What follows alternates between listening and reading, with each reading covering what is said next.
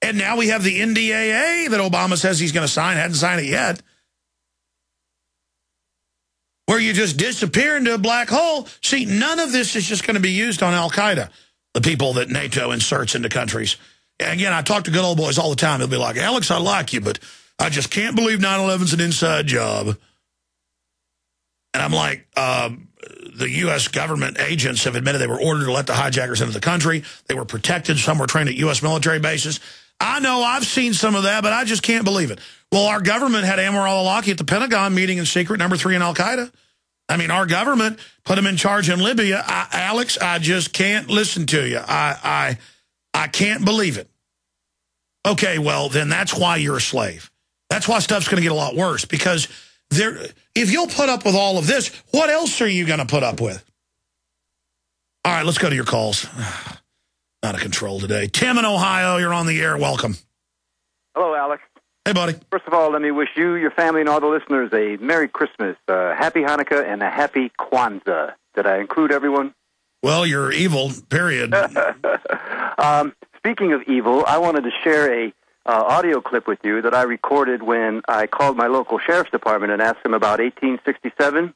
I cleaned it up. There's no names in it, and I cut out all the dead spots. But I want you to listen to this lady when, as soon as I say 1867, you can almost hear her go, and then they pretend to, like, put me on hold. I don't know if she thought I was on hold or not. So wait. She actually knew what the NDAA bill was? It sounds like she goes, I've got one of them that can see. Well, no. I'm sure she didn't know what it was, but they teach them. If they say codes and numbers, and I have the training manuals and the videos, well, you've seen them. If they talk fancy talk, it's paper terror. If Bank of America is taking their house and they come in and tell the judge, and I've seen the judges say this, bailiff, arrest that man for contempt. But sir, I own the house outright. I have the deed. They've got to show the deed. It's perjury. Arrest the paper terrorist. Bank of America gave money to my campaign. Take his property. And then, of course, the answer is, arrest him. And the answer is, well, let Newt Gingrich arrest that judge. He's not going to arrest that judge. That judge is a tyrant like him. I'm sorry. Tell me about this clip that's coming up. That very point that you just mentioned, I think she thought I was on hold, but I wasn't, because I could hear her contact another officer who said, we need to have an NCIC on this person. Now, listen. If you say Constitution to a lot of cops now that aren't awake, and I got video, they literally go, I mean, it's like you, see this dead baby, or like a severed head, or like, because they just condition them. Sure, go ahead and play the clip. Here it is. 5 seconds. Here it comes. I must preface this call with telling you that this is being recorded. Okay. As the highest elected law enforcement officer in the county, I was wondering what Sheriff is going to do to protect us from this S-1867 bill that's going through Congress, in specific sections 1031 and 1032. I'm sorry, officer wants a NCIC on this person. Sir? Yes, ma'am. Did they pick up yet? No, they did not. Have them call you back on it? If need be, yes, that would be fine. Okay, I will have somebody call you back with this. Thank you very much. I'm still waiting for the call back, and No, of course. Then they ran off. So imagine you call up and say, hey, there's a bill to put military on the streets in America. The sheriff is elected and is supposed to uphold the Constitution. I want to know where you stand. Background check immediately. We got one of them talking about freedom. I mean, no. And I guarantee you, they sat around and ran your house and talked about you and better have a car drive by there. Oh, these one of them people. I'm sorry. Go ahead. Well, it's funny because 10 minutes after that, I heard sirens up and down the street. There was an ambulance going to one of the neighbors' houses. And one more quick thing that's sort of the Spartacus that we all can do. I am a Spartacus. I took my driver's license when I got my new one. First thing I did when I brought it home, I took it out and put it on the workbench, and I whacked it 100 times with a ball-peen hammer. Then I put it in the microwave for 10 minutes. Then I took a sharp knife and I scraped off the black line on the back. I've done the same thing with my slave ID. When I went to do a return purchase to a major retailer, Very interesting. I was in the store like half an hour earlier. I paid with a credit card, and they did not even ask me for any ID. But when I wanted to do the return, they did. Well, right away, she went to swipe it in the thing. And she pointed, she showed it to me. She goes, "Where's all the stuff on the back?" And I just played dumb. I'm like, well, what's supposed to be on the back? I didn't know there was supposed to be. Oh, no, listen, this is all Patriot Act compliance where they all get to be little spies at rental car places, hotels, but see something, say something. Okay, I see a government shipping narcotics in, a government run by foreign banks. Oh, you're going to call the cops. Oh, you were warned if you heard that I'm the bad person. No, you've been brainwashed by the bad guys that the good guys are bad. But I went in to a rural place where you work out this weekend, a YMCA, because I don't like having to drive, because now I live outside Austin, and I never get into town to work out. So I've been working out at home. I don't have a lot of weights there. So the point is, I went to get a membership. And I get in there, and the lady was nice at first at the YMCA. She goes, "Oh, hello. Yes, we suggest you wait till the 26th of December, because for 5 days until the new year, until the 2nd or something, we waive the sign-up fee."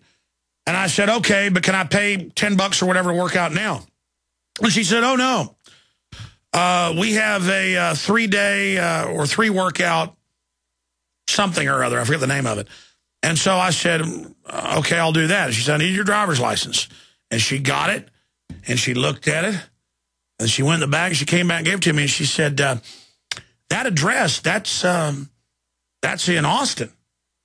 And I'm like 5 miles from Austin. And I'm like, "Yeah." She goes, "You're supposed to have your new address on there." And I was just like, "But don't you have anything better to do? I mean, I'm wearing a workout shirt and pants. I'm clean cut.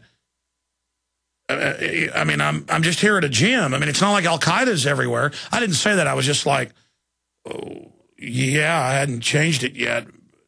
But in my mind, I was saying that to her. And usually I would, but she had this satisfaction. And then I did basically, just say to her that, well, it doesn't even matter. And then she didn't like it, though, as I opened the door to go back outside and put my wallet in the car because I don't want to work out with it, that 2 cars pull up, and nobody was hardly even there.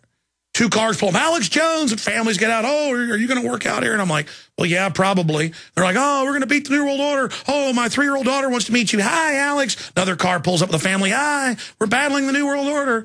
And the woman was like, It's just insane. It's just totally insane. So it's this power trip of digging through everything. It's this power trip of watching and minding everyone. But if you ever say, "Hey, do you want to mind the government like the founders said? You want to watch them? Oh, my gosh, I was warned about you. You're the bad one." And that's why when a cop pulls me over, when all the major laws are ignored, the government's caught engaged in every crime you can imagine constantly, and the guy wants to give me a ticket for too dark a window tint, I'm just like, I want to search your car. You want to search mine? I want to search your car. Statistically, if you take criminology, you know statistically cops are more criminal than the average public. I want to search your car. And the guy's like, "Well, what, are you serious?" And I'm like, "No, I'm not serious. I'm sick of it." The guy's like, "Well, aren't you intimidated by me, basically?" And I'm like, "No, I'm not. I'm not. I'm sick of it." Well, he still wanted to play the game. "Well, what's in that drink?" And I go, "I don't know. It's a green bottle that says water on it." You ever seen a beer bottle has this shape? "Well, where do you get them?" "You get them at the gas station." That's where you get them. You get them at the gas station. Like when I sit here and answer your questions in your mind, I'm the criminal and you're the good guy. I don't ship drugs into this country like your bosses do. I mean, this went on for like 10 minutes. Because I can't play games with these people anymore. I can't play along with it. And I didn't tell what I did to the woman because it was a little mean. But it wasn't that mean. It was very calmly said, but it was meant to make her feel bad about herself. And I don't like to put people straight that way, and I do bad things sometimes. You'd hear what I said to the woman at the YMCA, and you'd think, well, that's nothing. Yeah, but it was how it was said. The way I said it was meant to make her feel small. And that's not the type of attack I like to do on people. I like to somehow try to enlighten them and wake them up. But I am an out-of-control person.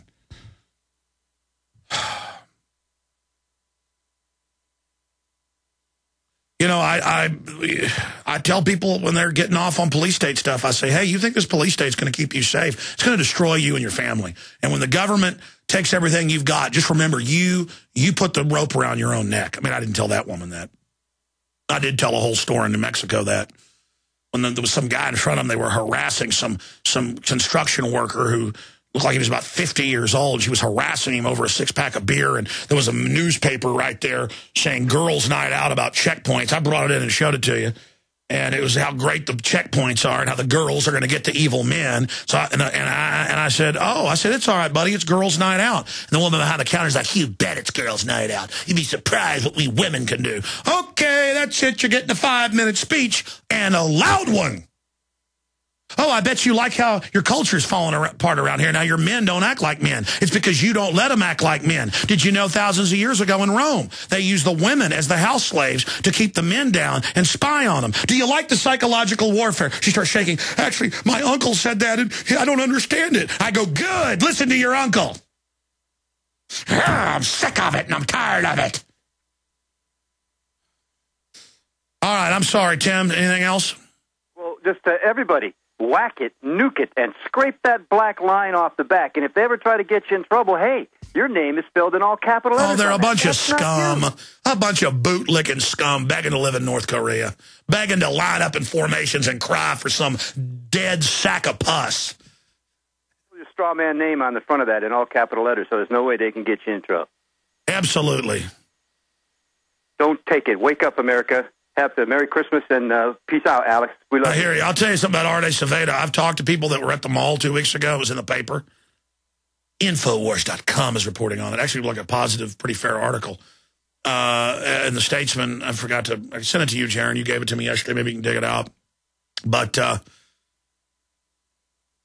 saw the video, and then I ended up talking to McBreen. One of his friends actually knows the girl. And they had the Code Pink up there protesting the war or whatever in the shopping mall, and which are now the public commons. They say they're private property, but it operates as a commons. But regardless, you can still say the private property thing. So they're silently, and I've seen cases. Remember where the city attorney in some New York town, we had him on a few years ago, got arrested because he had a Peace on Earth shirt, and they thought that was an anti-war shirt. And the guy's like, no, man, it's Christmas time.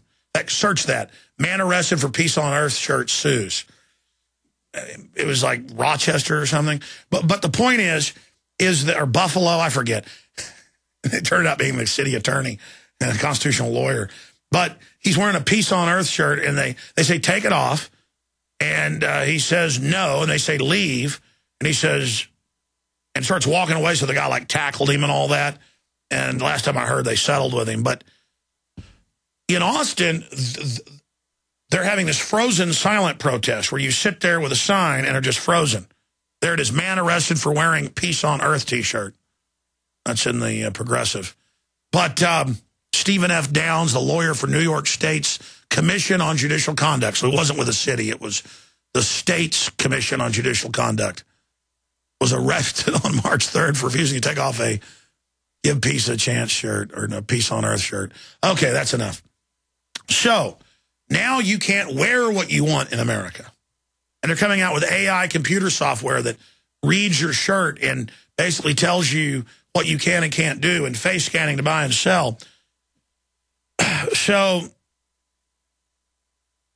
they tackle this woman, and the cop clearly, and she's just a woman asking, what is this? And they say it's a silent protest. Here's